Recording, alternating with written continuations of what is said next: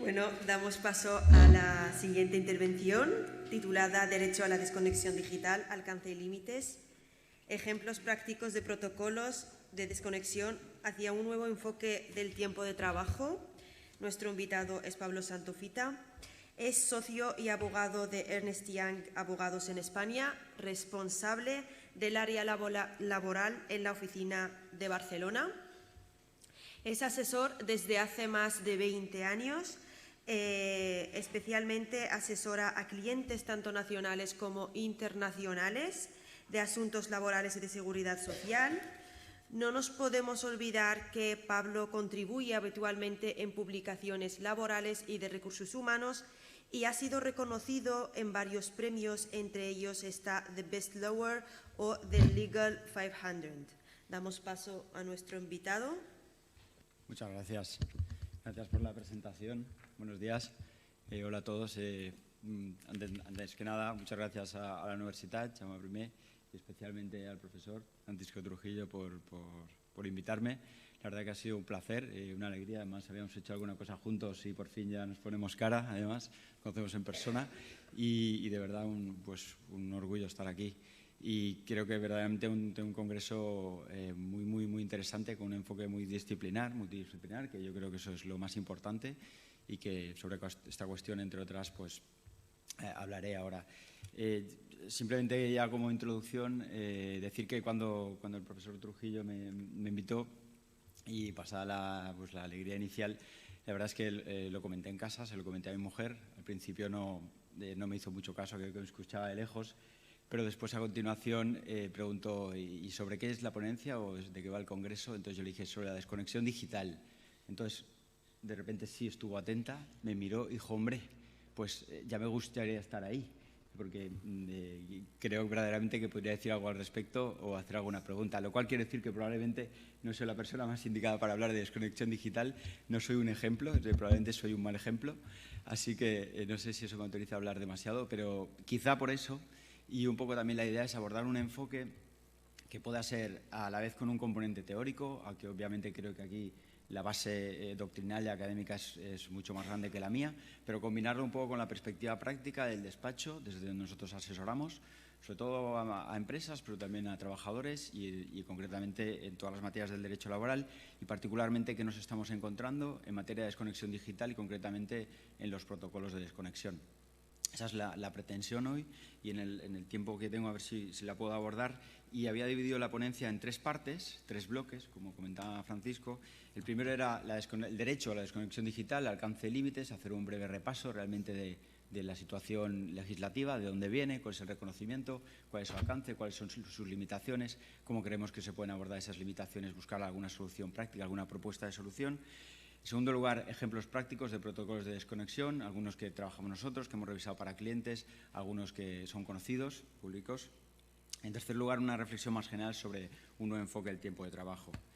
Entrando en la primera parte, que es el derecho a la desconexión digital, y ahí intentaré ser relativamente breve, dar simplemente unas pinceladas, pero quizá para enmarcar, ¿no?, desde un punto de vista ya estrictamente jurídico. Es un derecho de reconocimiento legislativo muy reciente en España, como se ha dicho ya, muy reciente, no hace ni 4 años, solo los va a hacer ahora, en la Ley Orgánica 3/2018, del 5 de diciembre, publicada en el BOE el 6 de diciembre, entrará en vigor el 7 de diciembre de 2018, es decir, va a hacer 4 años ahora mismo.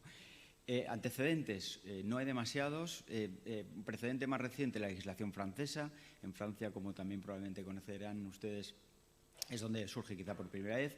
Allí hay unos casos hace unos años verdaderamente graves, con casos de falta de desconexión absoluta, casos que llevan incluso a suicidios de un número importante de trabajadores, de ahí arranca un poco todo. Hay algún precedente también en la legislación italiana y al final se recoge en nuestra legislación. ¿Y dónde? Pues en esa norma, que es una norma realmente mucho más amplia, es la Ley Orgánica 3/2018, que realmente es de protección de datos personales y garantía de los derechos a la desconexión digital. Hay quien dice que esto es, y con razón, que realmente esto es un enfoque novedoso, un replanteamiento nuevo de un problema antiguo, de algo que ya existió siempre y que realmente nuestra legislación ya nos dotaba, ya teníamos herramientas para abordar esta cuestión, pues, herramientas muy generales. desde los artículos generales del Estatuto de los Trabajadores, el 34, el 37, el 38, 34 jornada, el 37 límites, descanso entre jornadas y 38 vacaciones, hasta pues, la normativa de prevención de riesgos laborales, la ley de prevención de riesgos laborales del año 1995, su normativa de desarrollo, ya teníamos eso. Pero obviamente lo que es verdad es que no podemos dejar de resaltar la importancia que tiene el que se le dote de un reconocimiento legislativo específico en una norma, en esta Ley Orgánica 3/2018. ¿Y cómo se hace? ¿Qué hace esa Ley Orgánica? Hace dos cosas. Por un lado, incluye un artículo, el artículo 88, del cual ya habrán oído hablar, que es el que realmente introduce el derecho a la desconexión digital en el ámbito laboral. Y luego hace otra cosa, que es que a través de una disposición final 13ª introduce un nuevo artículo 20 bis en el Estatuto de los Trabajadores. 20 bis, lo cual también es importante su ubicación sistemática. ¿Por qué? Porque está encuadrado dentro de los derechos y deberes de los trabajadores y concretamente el 20 está encuadrado dentro de las facultades de dirección y organización de la empresa, lo cual no es baladí. Entonces, ese artículo 88, y ahora lo veremos, realmente tiene tres apartados. Entonces, desglosando un poco su contenido y en cada uno de los tres, el primero que nos dice que los trabajadores y los empleados públicos tendrán derecho a la desconexión digital. Por lo tanto, primera cuestión a resaltar, analizaremos el precepto e iremos viendo realmente lo más destacable del mismo y limitaciones y algunas propuestas. Entonces, características, primera, ámbito subjetivo. ¿Cuál es el ámbito subjetivo? Nos está hablando de trabajadores y empleados públicos, por lo tanto, empresa privada, empresa pública. Ámbito subjetivo muy amplio. No obstante, hay quien afirma en la doctrina que sigue siendo limitado. ¿Por qué? Porque estamos hablando siempre de trabajadores, es decir, del ámbito estrictamente laboral. Es lógico porque es el precepto, pero eso nos puede generar problemas en la práctica. ¿Por qué? Porque no hay un derecho equivalente de los autónomos, no hay un derecho equivalente de los proveedores, de los clientes. Yo puedo desconectar digitalmente, pero si mi cliente realmente no lo hace, en la práctica voy a tener un problema. Entonces, ahí hay una especie de asimetría que genera una serie de inconvenientes prácticos no desdeñables, con lo cual ese ámbito subjetivo limitado puede tener su qué. En segundo lugar, el hecho de que se nos dice realmente cuál es el propósito. Se nos dice para garantizar el respeto a su tiempo de descanso, permisos y vacaciones, así como su intimidad personal y familiar. Volveré a esta cuestión más adelante a la hora de ver cuáles son verdaderamente los bienes jurídicos protegidos, cuáles son los derechos en juego. En segundo lugar, lo que se nos dice es que las modalidades del derecho, lo cual ha sido discutible, porque ¿por qué las modalidades del derecho? Que es que hay modalidades, pero lo que se nos dice es que al final potenciará esa conciliación y se sujetará a lo establecido en la negociación colectiva y en su defecto al acordado entre empresa y representación legal de los trabajadores. Por lo tanto, nos remitimos a la negociación colectiva. Entonces, realmente es un campo, se deja abierto un campo muy amplio a la autorregulación colectiva. Esto, per se, no sería negativo, es como en tantas otras materias y hasta puede ser bueno y conveniente, pero sí lo que es verdad es que lo que nos ha demostrado la experiencia práctica, al menos la nuestra o la generalizada de estos 4 años, es que esta no es una cuestión a la que la negociación colectiva esté prestando especial atención. No es un tema estrella en la negociación de los convenios colectivos, por lo tanto, esa remisión a una regulación colectiva que después no tiene mucho recorrido, no deja de quedarse un poco cojo. En tercer lugar, lo que se nos dice es que las empresas elaborarán una política interna. Aquí es donde entramos en el terreno de los protocolos de desconexión. Se habla de política interna. La formalidad, verdaderamente ahí se concede un campo de acción muy amplio a la empresa. No se le exige, no se le requiere una forma determinada. Todas valdrían, puede ser una política interna, un protocolo que le llamemos como tal, puede estar enmarcado dentro de un protocolo más amplio que sea de registro de jornada, de materia de trabajo, de flexibilidad, puede estar contenido dentro del plan de igualdad, es decir, ahí hay margen, y sí que se nos dice que es previa consulta, previa audiencia a los representantes legales de los trabajadores. Es importante también aquí que se nos dice, además, se habla de trabajadores, que esa política interna va dirigida a trabajadores, incluidos los puestos directivos. Por lo tanto, y a esto volveré también más adelante, el derecho a la desconexión digital alcanza o debe alcanzar también a los directivos. ¿Qué se comprende dentro de puestos directivos? Podemos entrar en la discusión y concretamente hay una cierta discusión sobre si alcanza o no a los altos directivos. Hay quien afirma que sí, en mi opinión es discutible jurídicamente, ya no en la práctica, evidentemente, en eso ya no entro, sino jurídicamente. ¿Por qué? Porque viendo el Real Decreto de Alta Dirección, el Real Decreto 1382 del 85, si nos vamos a su artículo 3.2, lo que nos dice es que regirá o jugará la legislación laboral cuando haya una remisión laboral expresa de la norma, cosa que aquí realmente no se produce.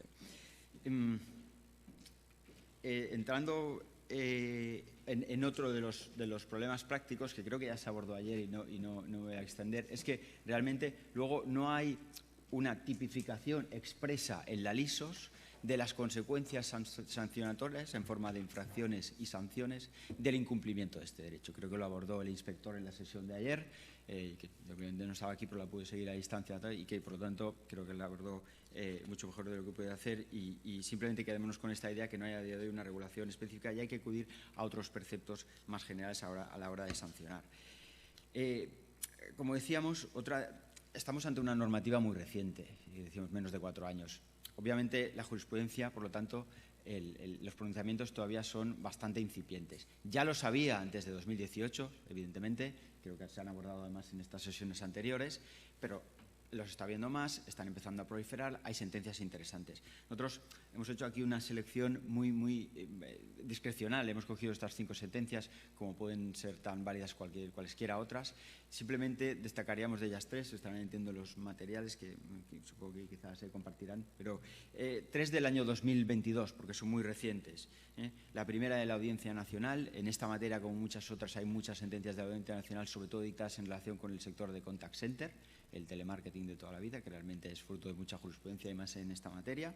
Entonces, al final, lo que nos dice de su derecho a la desconexión digital, y esto es lo relevante hoy, lo interesante, porque ha recibido 2 correos urgentes durante sus vacaciones y que no los ha atendido hasta su reincorporación. Parece sentido común, pero bueno, es importante saber que hay sentencias ya del Tribunal Superior de Justicia de Madrid, ya es en segunda instancia.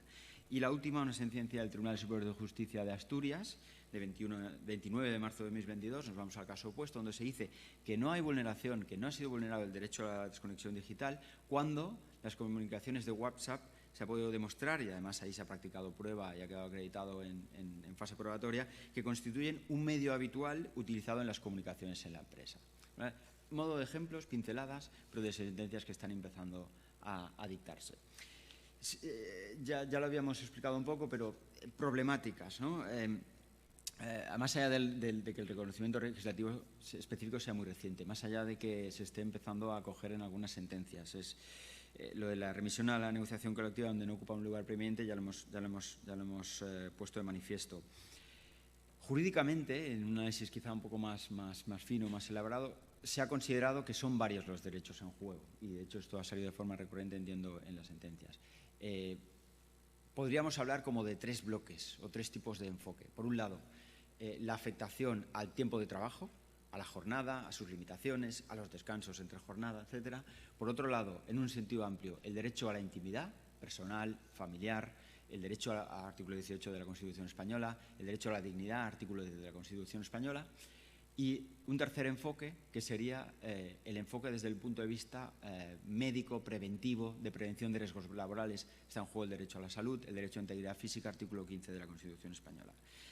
Volveremos a estas cuestiones más adelante. Ya avanzo que de los 3, particularmente, y esto es una opinión personal y entiendo que puede suscitar debate y quizás un poco el ánimo también de generarlo, yo creo más, o me parece más importante, o yo me centraría más en el tercero, en el enfoque de la protección desde el punto de vista del derecho a la salud. Y luego explicaré por qué, es decir, el análisis de prevención de riesgos laborales.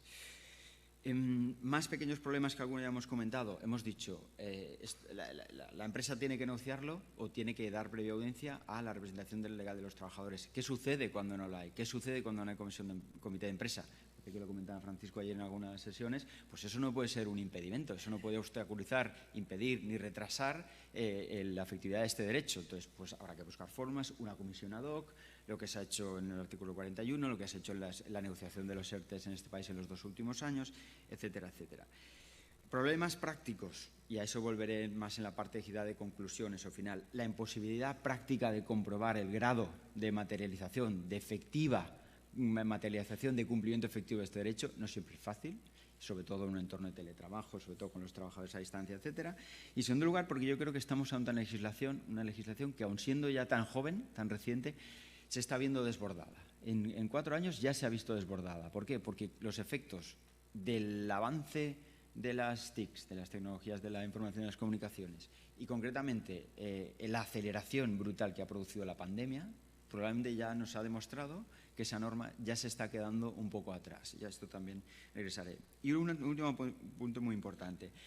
El apartado 3 del artículo 88, cuando hemos visto antes el tenor literal del precepto, al hablar del contenido de esas políticas internas, de esos protocolos de desconexión digital, habla expresamente de las acciones de formación y sensibilización de los trabajadores. Esto es fundamental y, en mi opinión y en mi experiencia, esto es algo a lo que no se está prestando demasiada atención. Y luego lo veremos en los ejemplos de protocolos.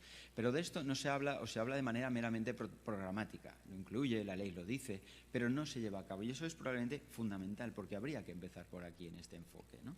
Y esto se echa en falta. Además, nos dice para qué. Nos dice que lo que se pretende es formar y sensibilizar sobre un uso razonable de esas herramientas tecnológicas que evite la fatiga informática. Por lo tanto, nos está diciendo que nos está dando un concepto muy interesante, que es el de uso razonable, y además lo que pretende evitar, que es la fatiga informática. Entonces, frente a eso, y ya veis que voy saltando, pero en realidad está todo interrelacionado, ¿qué es lo que nosotros, postulamos, ¿no? o con mi equipo cuando hemos preparado esto? Primero, queremos que es imprescindible en esta materia hacer un enfoque multidisciplinar. No vale solo el legal, no vale solo el laboral, no vale, y en este sentido yo creo que es lo magnífico del Congreso organizado por Francisco, porque lo abordamos desde muchos puntos de vista y no hay otra manera. En segundo lugar, que hay que empezar por concienciar a los empleados de la efectividad de este derecho, si no, esto no sirve. Y además, la jornada, si ya es difícil para un trabajador la jornada completa, ya no imaginemos para alguien que está a tiempo parcial, donde probablemente la exigencia fuera de su jornada establecida va a ser mayor. El papel más relevante, hay que dotar un papel más relevante a la negociación colectiva. Hay que superar esas cláusulas meramente programáticas, que las hay, donde dicen sí, declaran el derecho y dicen que la empresa está concienciada y que los trabajadores y todo el mundo, pero se quedan en eso, ¿no?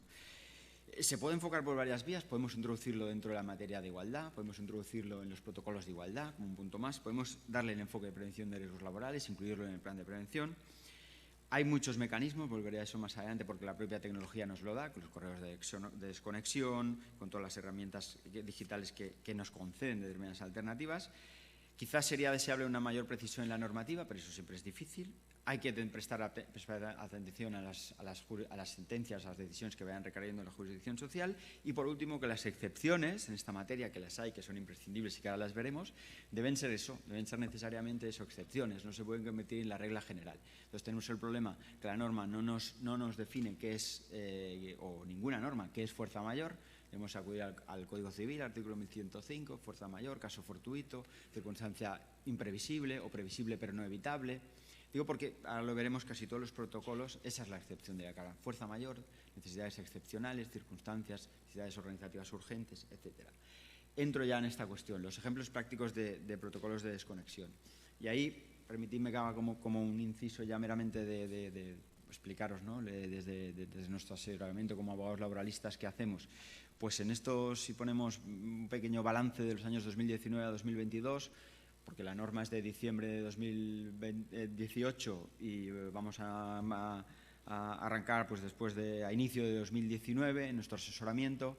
En 2019 tuvimos consultas sobre protocolos de desconexión digital al principio. Vamos a situarnos en aquel momento, la norma era reciente y aunque se hablaba de quizá un sentido más amplio, protección de datos y demás, las tuvimos. Revisamos varios protocolos, luego apareció el registro de jornada, inevitablemente unido a esto, a veces iban conjuntos. Bien. Después, obviamente, durante los años 2020 y 2021 no hemos hablado de desconexión digital, no podía ser de otra manera. La pandemia nos ocupaba a todos, las empresas bastante ocupadas estaban con capear el temporal de la COVID-19 y todas sus consecuencias. Esencialmente en este país, ya lo sabéis, pues las empresas han tenido que hacer ERES y nosotros como asesores, si tuviéramos que resumir pronto y mal qué hemos hecho, nos hemos centrado en ERTES, en teletrabajo y quizá en planes de igualdad. Y pasado ese binomio 2020-2021, en 2022 estamos volviendo a tener consultas sobre protocolos de desconexión, lo cual yo entiendo que es hay muchas cosas. Tenemos una inflación preocupante, tenemos otras muchas cosas, tenemos un contexto de incertidumbre enorme por muchas cosas, los crisis de los componentes electrónicos, ahora la guerra en Ucrania, todo, pero volvemos a tener. Con lo cual, probablemente, si sirve un poco simplemente de compartir una experiencia particular y un poco de barómetro de lo que vemos, vuelve a aparecer, lo cual es buena señal, porque la sensación, al menos la mía, es que muchas empresas aquí no habían hecho sus deberes todavía. Y todavía hay muchas que no, y ni siquiera la grande empresa lo está empezando a hacer ahora.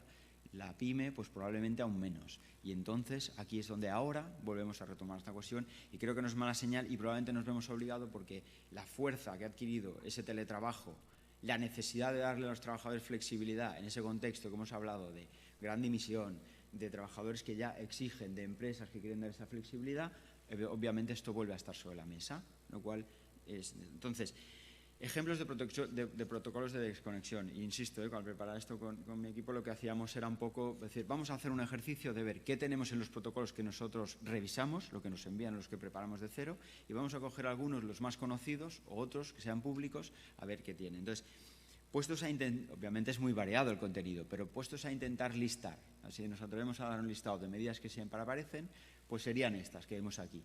Obviamente, materias como la convocatoria y la asistencia a reuniones, es decir, yo marco un horario dentro del cual voy a fijar las reuniones, digo que solamente podrán ser de 9 de la mañana a 5 de la tarde, preferiblemente en ese horario, limito unos horarios en los que no, digo expresamente que va a haber que acabar antes de la finalización de la jornada o que incluso a la hora de calcular la convocatoria ya voy a tener en cuenta que no acabe después, preferiblemente que anticipe a los asistentes la agenda, el contenido, los materiales para que sea efectiva. Este es un tipo de cláusulas que se contienen. Otra, convocatorias para otras actividades, formación, actividades sociales, vamos a llamarlos, profesionales en sentido estricto, networking, etcétera. Oye, pues se pueden convocar, sí, no, con qué plazo, especificar que la asistencia ahí no va a ser obligatoria, sino voluntaria, etcétera. Limitaciones a las comunicaciones profesionales y a las llamadas telefónicas. Aquí es donde entramos probablemente en buena parte de la casuística que hemos visto ya y en buena parte de la casuística que luego acaban sentencias como las que hemos analizado. Ahí hay como dos posibles derechos o dos enfoques. Uno es el derecho de abstención absoluto. Decirle a la empresa, usted no puede enviar comunicaciones fuera del horario de trabajo a sus empleados. Probablemente ahí nadie llega, o muy poca gente o muy pocas empresas. A lo que sí llega es a la segunda vertiente, que es a la de al derecho a no responder, a no conectar, a que la empresa tenga una expectativa de que no va a recibir respuesta, se le indica expresamente. En algunos correos se hace, mi tiempo de trabajo no es el tuyo, por lo tanto, tenlo en cuenta o lo voy a tener en cuenta, no hace falta que contestes. En eso, obviamente, está todo el mundo, e incluso el sistema propiamente ya te dota de mecanismos, como ser la configuración de envío retardado. Usted envía el email a la hora que quiera, pero saldrá a las 8 de la mañana. El email, el correo electrónico ya por defecto te sale un aviso, en el nuestro, en el de nuestro despacho, si mandas un email a partir de según qué hora ya te aparece arriba diciendo considere enviar este correo a partir de las 8 de la mañana, porque la mayoría de sus destinatarios ahora mismo están fuera de su jornada. Hay muchos mecanismos y la verdad es que aquí la propia legislación, insisto, nos dota. Yo y hago otro inciso, yo soy una auténtica nulidad informática para los medios tecnológicos en general y mi equipo lo sabe bien, pero la verdad es que el Outlook mismo concede unas posibilidades enormes. Entonces hay que aprovecharlas. Obviamente tratar específicamente las situaciones de teletrabajo, no solo porque nos lo dice la ley nos lo dice, habrá que tener en cuenta expresamente el caso de los supuestos de realización total o parcial de trabajo a distancia, sino todo porque nos lo está pidiendo la realidad, es ese trabajo flexible del que habla Francisco, es ese smart working del que hablan los anglosajones, excepto necesidades urgentes, todo eso excepto circunstancias excepcionales. Estas quizás serían las tres que más se utilizan, más lógico, pero obviamente ahí entonces entra ya el terreno de lo jurídicamente indeterminado y el margen de discrecionalidad de cada una de las partes. Entonces ahí, como decía un poco Francisco, también apelar al sentido común, como sea algo verdaderamente razonable y si no eso generará otra serie de problemas. Aquí hay, de verdad, estos son como ejemplos reales, cláusulas extraídas tal cual, literal, ahí veréis de todo, desde alguna que tiene alguna errata hasta alguna que es reiterativa. ¿Por qué? Porque son ejemplos reales y entonces, como he dicho, abordan todos y cada uno de esos puntos que yo he estado desgranando. Y entonces, al final, y por resaltar alguno, las excepciones, otras medidas ahí podemos tener desde, por ejemplo, una comisión de seguimiento, algo parecido a lo que se puede hacer pues, para un ERE, para un ERTE, para un plan de igualdad, establecer una comisión de seguimiento que verdaderamente se vaya reuniendo periódicamente y vele por esta cuestión, porque si no sí que va a ser meramente programático. Haré mi protocolo de desconexión digital, me lo revisarán mis abogados, diré que lo tengo, lo guardaré en un cajón y ahí quedará. Entonces vamos a intentar dotarle de un seguimiento específico. Y segundo, le digo, lo de las acciones de formación y sensibilización a los trabajadores. Ahí son dos ejemplos también de cláusulas reales y como veréis, pues se quedan un poco en eso, en lo meramente programático, en la declaración de principios y poco más. Y no se encuentran, o sea, yo no he visto, no estamos viendo, pues haremos esto o me aseguro de que voy a dar esta formación y en la práctica no me consta que se den demasiadas. Entonces, abordo, por lo tanto, ya, no sé muy de tiempo, pero el tercer bloque, ¿no? Que es lo que titulaba un poco como hacía un nuevo enfoque del tiempo de trabajo, y es algo que en parte ya ha salido al hilo de la ponencia anterior y ya se ha puesto sobre la mesa.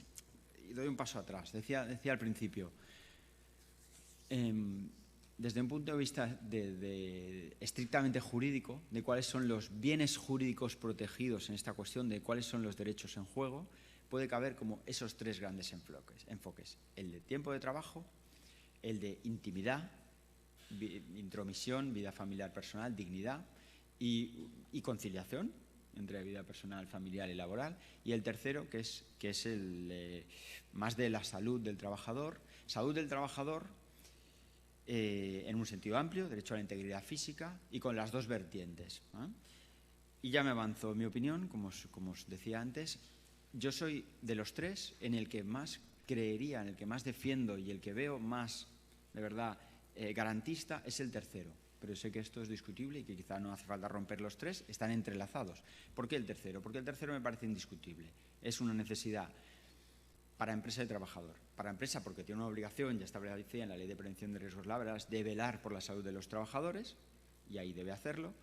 Para el trabajador, porque en realidad la empresa estará protegiendo a sus trabajadores casi de ellos mismos, que es lo que ya sabéis que tiene que hacerse a los supuestos de imprudencia temeraria, porque aquí es verdad que es muy difícil hacer efectivo derechos de conexión, es muy difícil para todos. Para el trabajador, que con toda su buena voluntad, por presión, por necesidad, por buena disposición, por predisposición al trabajo, le va a costar. Y entonces ahí le proteges un poco de sí mismo y esa vertiente es indiscutible. Además se traduce, ¿por qué? Porque ya se está viendo los riesgos de burnout, trabajos quemados, de fatiga, de esas grandes dimisiones, todo eso es evidente. Y además tiene otro enfoque. Si se consigue eso y funciona, probablemente la empresa va a tener a un trabajador más motivado, en mejores condiciones, con lo cual la productividad va a crecer, que yo creo que al hilo del título realmente del proyecto, y ahí está la clave, es decir, hablamos de salud y de competitividad empresarial, de las dos cosas a la vez, entrelazadas. Y ese enfoque para mí es indiscutible y es el más válido. Los otros dos, y aunque sea un ejercicio ahora meramente teórico, yo de uno soy escéptico y del otro discrepo. Soy escéptico hasta cierto punto del de la intimidad personal y familiar, aunque parezca mentira, ¿no? ¿Por qué? Porque creo que uno es un poco una batalla perdida, el grado de interconexión es tal que creo ya no lo vamos a parar, y si no tendría un enfoque casi sociológico, y ahora también vuelvo a eso muy brevemente. Entonces, bueno, es un poco quizá engañarnos al solitario. Yo creo que de verdad toda la discusión sobre el derecho laboral en los últimos años ha versado sobre la desaparición de los límites entre las fronteras de los límites entre vida personal y vida profesional. Todo en realidad gira en torno a eso. ¿Por qué? Pase lo que pase, exceptuando pues si tengo un juicio o como hoy tengo un viaje y estoy aquí, es la excepción. Ese es mi horario, entonces si puedo, nunca pondré una reunión a las 9 de la mañana y si alguien me la pone incluyendo a un cliente, si puedo se la cambio. A veces lo explico, si hay confianza, eso me da igual, 9:30, 10, me da igual la hora que sea, esto será. Pero eso es para mí, esa es mi conciliación. Y a lo mejor después lo que he hecho ha sido que me he levantado antes y he enviado emails a las 8 de la mañana. Y los he enviado ya a las 8 de la mañana o los he preparado a las 1 de la mañana, esos ya intento no enviarlos y me espero. Pero lo he hecho así. Pero eso es mi conciliación. Probablemente no va a coincidir ni con la de mi equipo, ni con la del contrario con el que estoy negociando, ni con la de mi cliente. Entonces eso va a ser muy difícil porque van a entrar en juego y van a rozar los derechos. Con lo cual yo esta Sé que está ahí, pero no la daría como la más importante, o al menos lo pondría en tela de juicio porque creo que ese es el debate. Y la tercera es la del tiempo de trabajo. Entonces, la del tiempo de trabajo, que sé que es importante, que sé que es decisivo, y es la que nos conduce probablemente a la posibilidad de medir esto en los términos tradicionales, yo creo que a día de hoy está un poco superada. Creo que de verdaderamente es necesario abordar un enfoque distinto, un nuevo enfoque más amplio, más multidisciplinar del tiempo de trabajo, porque es eso, debemos ser, yo creo, a la vista de todo lo que ha sucedido, con todos esos factores que apuntamos ahí, debemos ser realistas. Creo que ese enfoque tradicional, las herramientas tradicionales del derecho laboral quizá ya no nos sirven. Si yo voy al artículo 34 del Estatuto de los Trabajadores a día de hoy y lo leo, me sigue hablando de, obviamente, jornada de 8 horas diarias de por medio en cómputo semanal, pero me habla de que entre la finalización de una jornada y el inicio de la siguiente transcurrirán 12 horas, ¿verdad? Y bueno, pues ojalá, pero ¿cuántos de ustedes me imagino que a día de hoy eso ya no lo pueden hacer? Es inviable. Entonces, quiero decir, porque si no nos vamos a anclar en una discusión que versará, siempre está enfocada desde el cumplimiento o no de unas normas que se basan en unas estructuras que valían para la economía industrial, pero ahora yo creo que ya no. Entonces, yo creo que simplemente hay que darle la vuelta a ese debate. Por eso, aunque verdaderamente quizá eso excedía del derecho a la desconexión digital, pero sí me parecía que era algo inevitablemente relacionado, que era colateral y era aprovechar la oportunidad en esto. Yo creo que hace tiempo ya que se va detectando esta situación, o sea, no es que yo pueda vaticinar en la evolución del derecho laboral, ni mucho menos, pero curiosamente mucho antes de la pandemia, quizá en alguna charla en 2015, 2017, yo ya había afirmado alguna vez que es que verdaderamente la disolución, la desaparición de la frontera entre la vida personal y familiar era lo que iba a marcar las relaciones laborales de los próximos años. Y ahí el enfoque va a tener que ser necesariamente así. La erupción de la pandemia ahora es que hace que esto ya ahora sea obsoleto casi, ¿no? Es tan evidente que es obvio. Entonces, para eso, yo creo que por lo menos nos podemos replantear, creo que es claro, pero al menos planteemos el debate si la normativa actual, ese artículo 34 del Estatuto de los Trabajadores, etcétera, es insuficiente o no, o aún nos sirve, plantearlo, que es necesaria una visión multidisciplinar y un planteamiento integral, que no vale solo la visión ni siquiera del laboralista, como decíamos, tiene que ser pues del psicólogo, del médico, del consultor de recursos humanos, de todo el mundo, y que entonces quizá esas soluciones aisladas que el legislador nos va dando, y además en los últimos años en un contexto también político X, donde muchas veces se ha tenido que legislar por la vía del Real Decreto Ley, legislación de extraordinaria urgente necesidad, luego convalidado, no es fácil, entonces ahí nos ha dado pinceladas y hemos regulado el registro de jornada en 2019 y la desconexión digital un poquito antes y el teletrabajo, pero realmente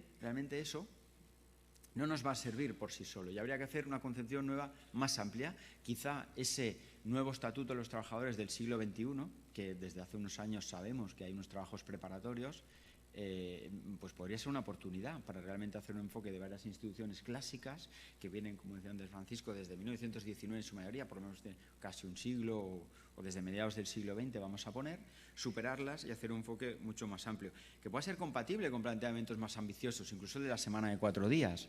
Semana de 4 días que probablemente es una tendencia imparable y que yo creo que está llegando y llegará. ¿Por qué? Pues porque probablemente vamos hacia una sociedad en la que el trabajo cada vez será menos y entonces eso va a provocar ciertas cosas y donde son reflexiones ya más amplias, pero creo que se va a dar. Obviamente, eso hay que hacerlo compatible con un enfoque tradicional. ¿Es compatible que la semana sea de 4 días pero luego estar totalmente desconectado de esos 3? Pues muy difícil, probablemente es muy difícil. Pero quizá el trabajador está de acuerdo porque realmente consigue trabajar un día menos. Quiero decir que el enfoque tiene que ser más amplio. Y por último, por tampoco, de nuevo, ¿no?, engañarnos al solitario, ser consciente de las limitaciones del derecho laboral. No vayamos a sobrevalorar el derecho laboral. Al final el derecho laboral no es nada más, nada menos, ¿no?, que una rama del derecho, es una norma jurídica. Entonces, un poco la reflexión es, sí, derecho a la desconexión digital, pero no le vayamos a exigir al derecho laboral algo que probablemente nosotros no estamos cumpliendo como sociedad. O sea, ¿somos capaces de desconectar? En lo que dura una charla nadie ha mirado el correo electrónico, más allá del que probablemente lo haya hecho mal o bien, o realmente yo les puedo enseñar a tratar de inculcar a mis hijos que no pueden tener teléfono móvil, tienen 8 y 4 años y todavía estoy luchando para que el de 8 años pues no lo tenga hasta dentro de 4, 12 es los que hemos negociado ahora mismo y lo que me va a costar, pero si después me ven a mí conectado cada minuto, es decir, en una sociedad hiperconectada como la actual, esto no va a ser fácil y no le podemos dar toda esa carga al derecho laboral, o si es así, hagamos un planteamiento más amplio y nada más.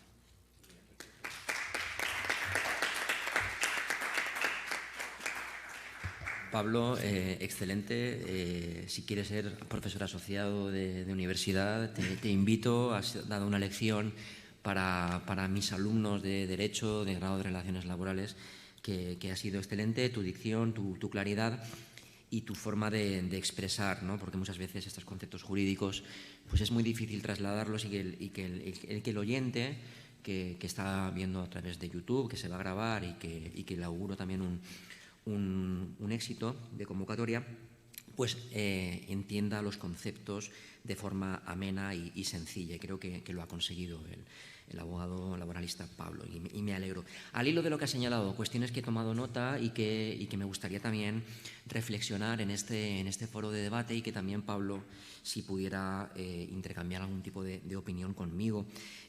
Hablamos de Francia. Francia es un país de siempre, de toda la vida, que ha sido de mucha conciencia, mucha clase social y es un ejemplo a seguir. Y en Telecom fue el caso sonado de suicidios de 19 trabajadores y que estaban desbordados de la tecnología y también de reuniones a deshoras y etcétera. Por tanto, esto fue un poco el germen, ¿no?, de estos suicidios, donde se saltó la señal de alarma y de alerta.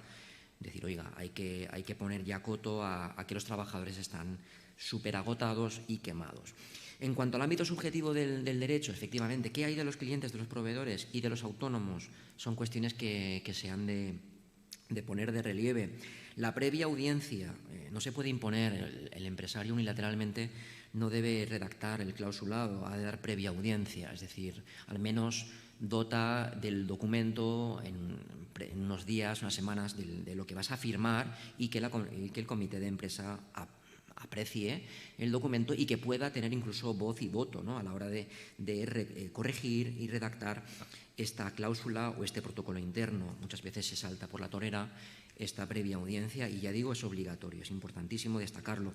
Los directivos, hay un artículo que publiqué en el 2022 en la revista IUS Labor, donde en efecto se pone de relieve esta cuestión, es decir, el derecho también se afecta al alto directivo, a esta relación laboral especial, que hay una especial confianza, ¿no?, es el alter ego, el alto directivo del empresario, donde prácticamente no tiene horario, tiene libertad de movimientos.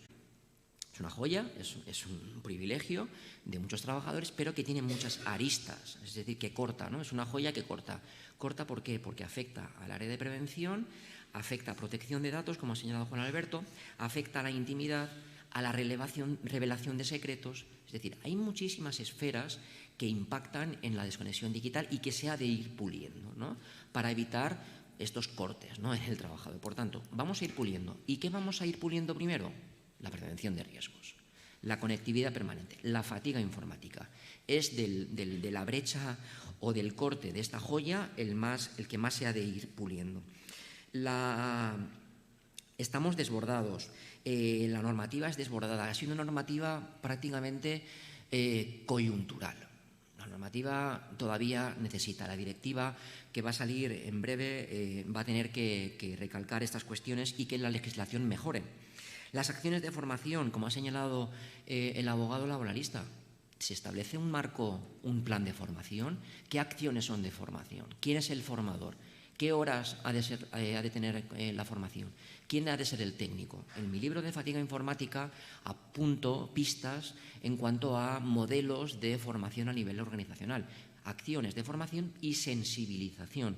Formación y sensibilización, píldoras. Sensibilizar, cambiar hábitos, promover al trabajador, porque en realidad es el trabajador el último el que va a tener que tener conciencia y, por tanto, esta acción de formación, muchas empresas lo dicen, los convenios, los protocolos se quedan ahí, pero, por favor, aprovechad y detallar con más lujo de detalles todas estas acciones de formación y qué contenido han de tener. Una pregunta, Pablo, y también respecto a la invalidez del derecho, ¿no? Hemos dicho, ¿el derecho es absoluto? No, queda invalidado. Queda invalidado por circunstancias de la empresa, del artículo 38 de la Constitución española, la fuerza mayor. Bien, en estos casos, la fuerza mayor es la misma que, por ejemplo, las horas extraordinarias obligatorias. El trabajador que es llamado a las 8 de la tarde realiza un trabajo invisible, es decir, como contraprestación a su fatiga informática, está recibiendo un dinero. Va a cobrar este trabajo invisible a deshoras porque la empresa le ha llamado y le digo, mira, hay un incendio, tiene que venir a apagar el incendio. O hay una brecha de seguridad y usted es informático y ha de venir, porque hay una fuerza mayor. Por tanto, ¿se está retribuyendo estos casos donde se invalida el derecho? Porque al menos, si yo estoy sufriendo una fatiga informática, que exista la contraprestación, ¿vale?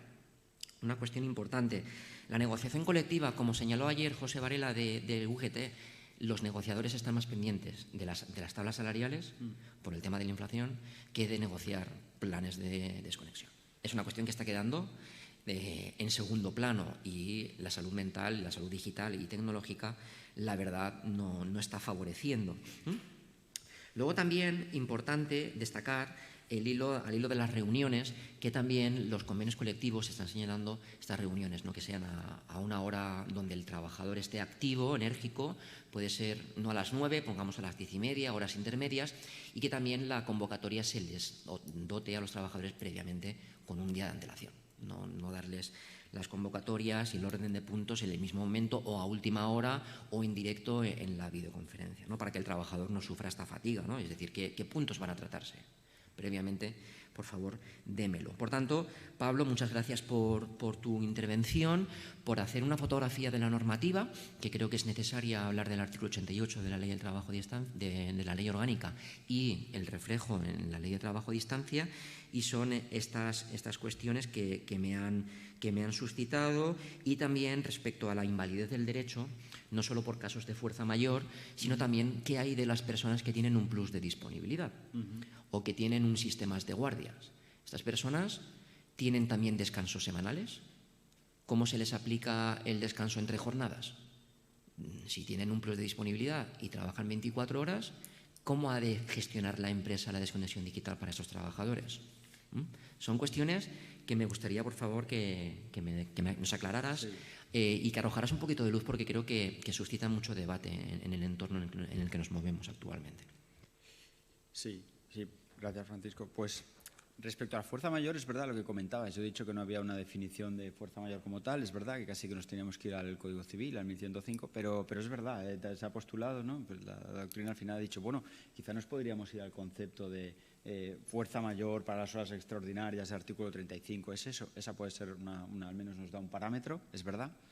Y entonces, claro, ahí entraríamos verdaderamente en si... Por eso decía un poco que quizás si conseguimos separar las dos cosas, es decir, y es difícil la prueba, pero ¿qué le ha supuesto al trabajador el tener que reconectar de nuevo y el tener que prestar servicios fuera de su jornada, ¿no? Si eso se ha traducido en una disponibilidad X, obviamente eso sí tiene que ser compensado o por descanso o económicamente. Eso está claro. Y lo único es ver, claro, cómo hacemos, que no es fácil, y por eso entonces con las instituciones actuales, con nuestro modelo, un esquema actual es muy difícil, cómo diferenciamos las dos cosas. Claro, hay que ver también, puesto como abogado laboralista y pensando en este caso como las empresas probablemente abordarían la cuestión, diciendo, bueno, pero siempre estamos hablando de tiempo de trabajo efectivo, entonces partiré de ahí cuando el tiempo de trabajo efectivo del empleado haya alcanzado su máximo y a partir de ahí entonces computo la hora extra. Entonces voy a intentar descontar lo que haya sido tiempo efectivo durante la jornada, es decir, durante la jornada el trabajador ha estado haciendo trabajo efectivo todo su día o de ahí yo puedo descontar, porque si no compensaremos, ¿no? Sé que es un enfoque, pero claro, por eso digo un poco que si entramos en esa discusión hay un argumento legal para compensar.